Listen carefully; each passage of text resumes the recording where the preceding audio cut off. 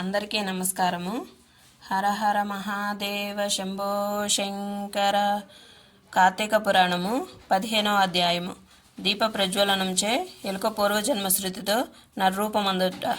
అంతటా జనక మహారాజుతో వశిష్ఠ మహాముని, జనక, కార్తీక మహత్యం గురించి ఎంత వివరించినను పూర్తి కానేరదు. కానీ మరి ఒక ఇతిహాసము తెలియచెప్పెదను, సావధానుడివై ఆలకింపుమని ఇట్లు చెప్పెను.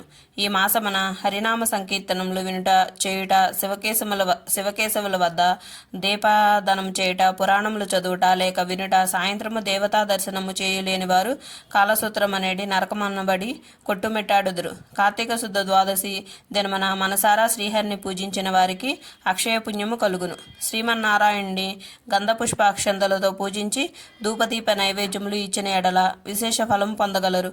ఈ విధంగా 4 రోజులు విడవక చేసిన ఎడల అట్టివారు దేవదుందుబులు మురోగుచుండగా విమానమెక్కి వైకుంఠమునకు పోవుదురు. 4 రోజులు చేయలేని వారు కార్తీక శుద్ధ త్రయోదశి, చతుర్దశి, పూర్ణిమ రోజులందైనా నిష్ఠతో పూజలు చేసి ఆవినీతితో దీపం నుంచవలేను.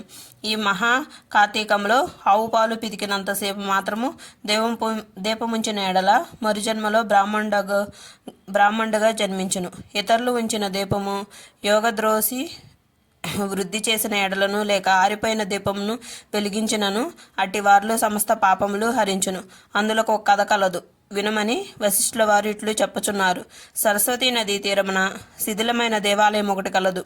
కర్మనిష్ఠుడనే దయార్థ హృదయుడగు ఒక యోగి పుంగవుడు ఆ దేవాలయం వద్దకు వచ్చి కార్తీక మాసమంతయు అచటనే గడిపి పురాణ పఠనం చేయు తలంపురాగా ఆ పాడుబడి ఉన్న దేవాలయమున శుభ్రముగా పూడ్చి నీళ్లతో కడిగి బొట్టు పెట్టి ప్రక్క గ్రామమునకు వెళ్ళి ప్రమిదలు తెచ్చి దూదితో ఒత్తులు చేసి 12 దీపములుంచి స్వామిని పూజించుచు నిష్ఠతో పురాణము చదువుచుండెను.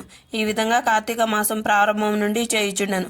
ఒక రోజున ఒక మూషిక మా దేవాలయంలో ప్రవేశించి నలుమూలలు వెతికి తినడానికి ఏమీ దొరకనందున అక్కడ ఆరిపోయి ఉన్న వత్తిని తినవలసిందేనని అనుకొని నోట కరుచుకొని పక్కనున్న దీపం వద్ద ఆగను. నోట కరిచి ఉన్న వత్తి చివరకు అగ్ని అంటుకొని ఆరిపోయిన వత్తి కూడా వెలుతురు వచ్చెను. అది కార్తీక మాసం ఆగుట వలన శివాలయంలో ఆరిపోయిన వత్తియు ఎలుక వల్ల వెలుగుటచే దాని పాపములు హరించుకుపోయి పుణ్యము కలిగినందున వెంటనే దాని రూపము మారి మానవ రూపంలో నిలబడెను. ధ్యాననిష్టలో ఉన్న యోగి పుంగవుడు తన కన్నులను తెరిచి చూడగా పక్కన ఒక మానవుడు నిలబడి ఉండుటను గమనించి, ఓయి, నీవెవ్వడువు, ఎందుకిట్లా నిలబడి ఉంటివి అని ప్రశ్నించగా, ఆర్య, నేను మూషికమును. రాత్రి నేను ఆహారంను వెతుక్కుంటూ ఈ దైవాలయంలోకి ప్రవేశించి ఇక్కడ కూడా ఏమీ దొరకనందున నెయ్యి వాసనతో నుండి ఆరిపోయిన వత్తిని తినవలనని దాని నోట కరుచుకొని పక్కనున్న దీపం చెంత నిలబడి ఉండగా నా అదృష్టం కొలది ఆ వత్తి వెలుగుడిచే నా పాపములు పోయినందున కాబోలు వెంటనే పూర్వజన్మ ఎత్తి తిని. కానీ ఓ మహానుభావ, నేను ఎందుకీ మూషిక జన్మ ఎత్తవలసి వచ్చెనో దానికి గల కారణమేమిటో విశదీకరింపమని కోరెను. అంత యోగీశ్వరుడు ఆశ్చర్యపడి తన దివ్య దృష్టిచే స్వరం తెలుసుకొని, ఓయి, క్రిందటి జన్మలో నీవు బ్రాహ్మణుడవు, నిన్ను బాహ్లికుడని పిలిచేడివారు. నీవు జైనమత వంశానికి చెందినవాడవు.